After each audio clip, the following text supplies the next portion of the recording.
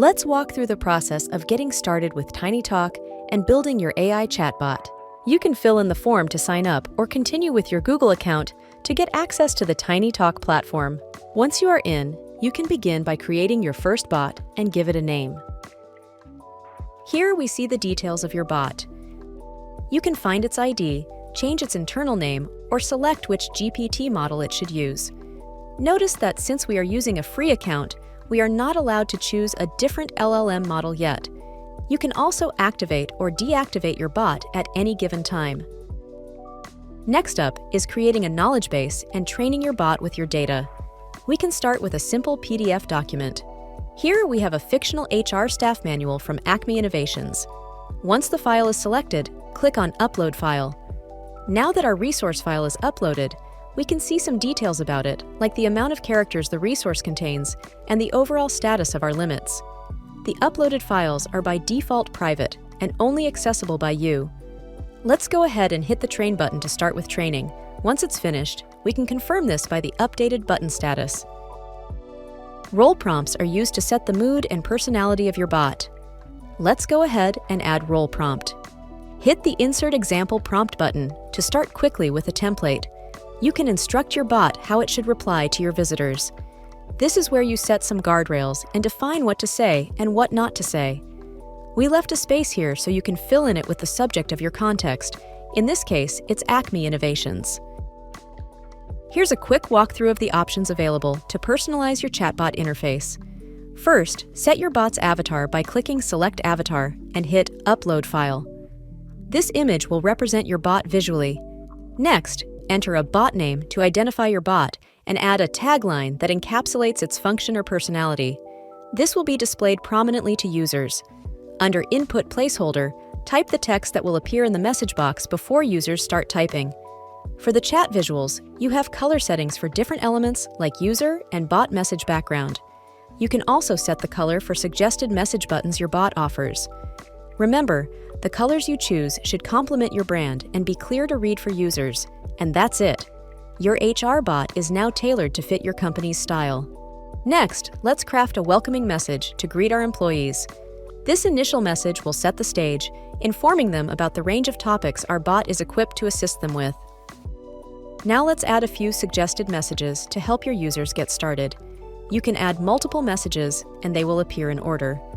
Label is the text that will be displayed in the chat interface.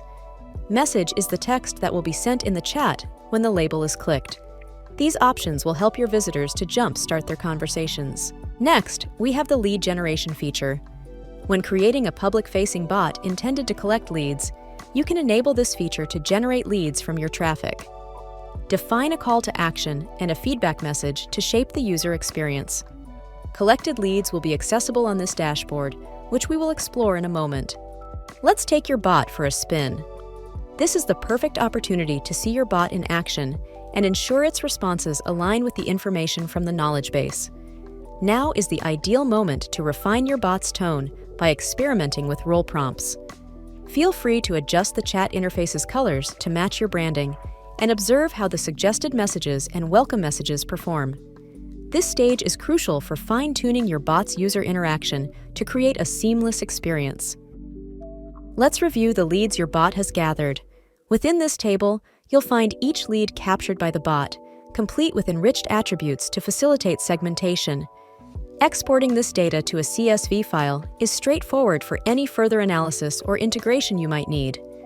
Each chatbot maintains its own distinct leads table, ensuring that data from different bots remains organized and separate for targeted follow-up actions. It's time to integrate our chatbot into our website.